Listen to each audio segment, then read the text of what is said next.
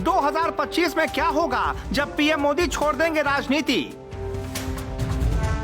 2025 में मोदी नहीं रहेंगे मंत्री प्रधान, फिर कौन संभालेगा देश की कमान? बीजेपी में है कई ऐसे नाम जो संभालने को तैयार हैं कमान।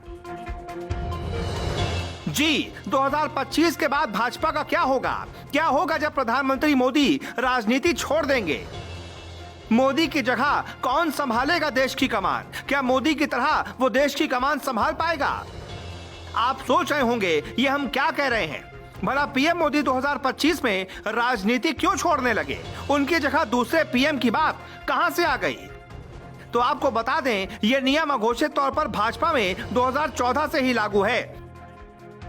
जब 2014 में भाजपा की सरकार देश में बनी थी तो 75 साल से ज्यादा के किसी भी नेता को न ही सरकार का हिस्सा बनाया गया था, न ही पार्टी में कोई पद दिया गया था। ऐसा ही 2019 में भी हुआ। ऐसे में बीजेपी की नीतियों और पार्टी के घोषित संविधान के अनुसार पीएम मोदी को 2025 में अपने पद से इस्तीफा देना पड़ सकता है। इस साल सितंबर में प्रधानमंत्री मोदी 72 साल के होने जा रहे हैं और साल 2025 में वो 75 साल के हो जाएंगे। ऐसे में बीजेपी के खुद के बनाए नियमों के मुताबिक मोदी को अपना पद छोड़ना होगा। हालांकि राजनीति में हालातों को देखते हुए नियम बनाए और तोड़े जाते हैं। पीएम मोदी की जैसी लोकप्रियता और फिटनेस है, उसे देखते हुए ऐसा नहीं लगता कि वो 2025 में राजनीति या पीएम पद छोड़ना चाहेंगे। लेकिन फिर भी अगर ऐसी स्थिति आती है तो कौन होगा पीएम मोदी का उत्तराधिकारी? देश की जनता किसे देखना चाहेगी अगला प्रधानमंत्री? और पीएम की रेस में कौन कौन से नेता हैं शामिल? आज आपको विस्तार से बताते हैं। बीजेपी में कौन है पीएम का दावेदार?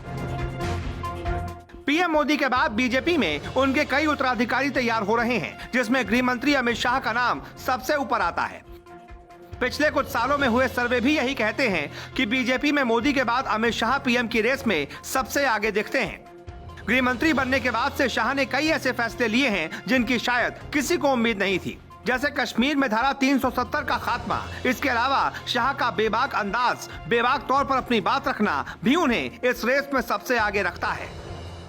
शाह के बाद दूसरे नंबर पर है यूपी के सीएम योगी आदित्यनाथ। जब से योगी सीएम बने हैं, उन्होंने एक मिसाल पेश की है।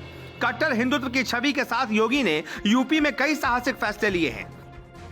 अपराध का हब माने जाने वाले यूपी में योगी का खौफ इतना है कि अपराधी खुद थाने पहुंच कर सरेंडर कर रहे हैं। शासन प्रशासन काफी दुरुस्त चल रहा है। यही वजह है कि लाख इल्जामों के बाद भी यूपी की जनता ने योगी को दोबारा अपना सीएम चुना।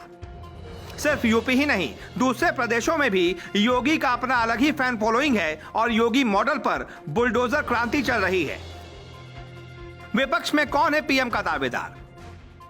वैसे तो कई विपक्षी नेता अपने आप को पीएम की रेस में मानते हैं, लेकिन अगर कुछ सर्वे और ओपिनियन पोल्स को देखें तो अभी भी राहुल गांधी सबसे आगे हैं।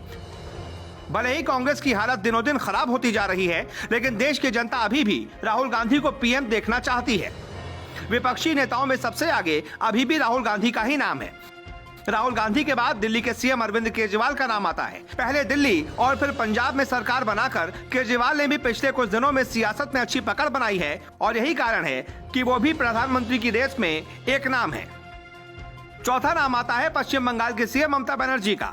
विपक्षी दलों की हर मीटिंग का हिस्सा रहने वाली ममता बनर्जी कुछ दिनों से विपक्ष का सबसे बड़ा चेहरा बनकर उभरी है और उन्होंने खुद को 2024 में प्रधानमंत्री पद का दावेदार भी प्रस्तुत कर दिया है।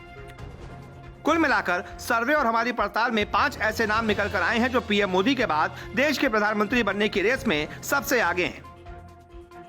बीजेपी से योगी, शाह और गडकरी, वहीं विपक्ष से राहुल गांधी, केजरीवाल, ममता बनर्जी। अब देखना दिलचस्प होगा कि क्या मोदी 2025 में पीएम पद छोड़ते हैं या फिर बीजेपी अपने संविधान में संशोधन कर एज लिमिट में छूट देकर मोदी को ही देश का पीएम बनाए रखती है। 2024 में होने वाले लोकसभा चुनाव में अभी भी पीएम मोदी ही देशवासियों की पहली पसंद बने हुए हैं। ऐसे में बीजेपी को अपने नियम बदल ही देने चाहिए। अब इस मुद्दे पर आपकी क्या राय है? आप क्या चाहते हैं? क्या भाजपा को अपना ये नियम बदल देना चाहिए और पीएम मोदी को ही प्रधानमंत्री बनाए रखना चाहिए? आप अपनी राय कमेंट करके हमें बता सकते हैं और इस वीडियो को ज्यादा से ज्यादा शेयर कर सकते हैं ताकि और लोग भी इस पर अपनी राय रख सकें।